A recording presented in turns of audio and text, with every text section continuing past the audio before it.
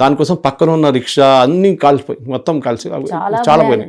చాలా భయంకరంగా ఉన్నాయండి. సో దీన్ని ఫస్ట్ లెసన్ మన వాళ్ళు నేర్చుకోవాల్సింది అంటే మన ప్రేక్షకుల కోసం చెప్తాయి. టెర్రరిస్ట్ అటాక్ జరిగింది.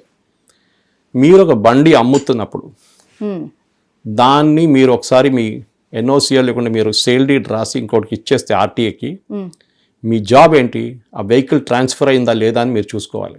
చాలా వాల్యుబుల్ థింగ్. ఇది మాలేగాం బ్లాస్ట్ లో సాధ్వి ప్రజ్ఞాని అరెస్ట్ చేశారు, మీకు గుర్తుంటుంది.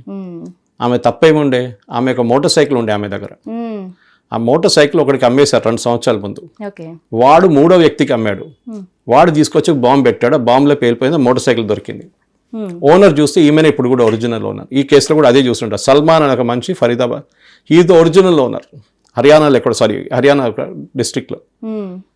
ఎట్లా ఒరిజినల్? ఆయన అమ్మిన కారు వాడు ట్రాన్స్ఫర్ చేయలేదు, వాడు ఇంకోటికి అమ్మిండు, వాడు ట్రాన్స్ఫర్ చేయలేదు, వాడు పుల్వామాలో ఉన్న అది వాడు కూడా ట్రాన్స్ఫర్ చేయలేదు. ద బేసిక్ థింగ్ మన ప్రేక్షకులు, మీరు ఒక కారో మోటార్ సైకిల్ ఏదైనా మీరు అమ్మినప్పుడు మీ రిజిస్ట్రేషన్ మీరు చెక్ చేసుకోండి. మీరు ఈజీగా ఆ అమ్ముతున్న మనిషికి, అది మీరు రామ్కోట్కి వెళ్ళి 2 వీలర్ మార్కెట్లో అమ్ముకుంటారో యూస్ కార్లు అమ్ముకుంటారో ఎక్కడ చేసినా కానీ ట్రాన్స్ఫర్ చేయించుకోండి. వీళ్ళు చేయరు, ఎందుకంటే మీరు ఆర్టీఏ ట్యాక్స్ మళ్ళీ కట్టాల్సి వస్తుందని చెప్పి కొంతమంది చేయరు. రేపు వాడు ఈ కార్ తీసుకెళ్ళి వాడు నన్ను గుద్దాడు అనుకోండి, వాడు చనిపోతే మీరు వాళ్ళకి డబ్బులు ఇవ్వాల్సి వస్తుంది. The owners is on you to pay. So you should be very careful. So ఒక చిన్న లెసన్ దాని నుంచి. రెండో లెసన్ ఏంటంటే, మీరు చుట్టుపక్కల ఏమైనా జరుగుతున్నప్పుడు నాకేం పని పోయింది, వాడు చేస్తున్నాడు, ఒక బ్యాగ్ పడి ఉంది, వాడు వస్తున్నాడు, పొద్దున పోతున్నాడు, రాత్రి. మీరు కోయంబత్తూర్ బ్లాస్ట్లో చూసుంటారు, కుక్కర్ బ్లాస్ట్లో వాళ్ళ వైఫ్కి కూడా డౌట్ రాలేదు. రాత్రిపూట కూర్చొని వెల్డింగ్ చేస్తుంటాడు, లేకుంటే సోల్డరింగ్ చేస్తుంటాడు, ఏదోదో ఎలక్ట్రానిక్ పని చేస్తూ, ఏమంటే నాకు నా పని చేసుకుంటున్నాను, నువ్వు నిద్రపో అంటున్నాడు వైఫ్.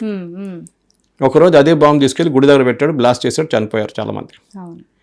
సో ఆ డౌట్ మీకు రావాల్సింది. ఇది ఇజ్రాయెల్లో నేర్పిస్తారు. ఇది అక్కడ ప్రతి అడల్ట్ పర్సన్ ఈజ్ ట్రైన్డ్. 3 సంవత్సరాలు మీరు ఆర్మీలో కంపల్సరీగా సర్వ్ చేయాలి. మీరు ఎవరైనా ఉండొచ్చు, ఎక్సెప్ట్ మీకు ఏదైనా మెడికల్ ప్రాబ్లం ఉంటే, లేకుంటే సైకలాజికల్ ప్రాబ్లం ఉంటే, అది కాకుండా మీరు అందరు ట్రైనింగ్ కావాల్సిందే.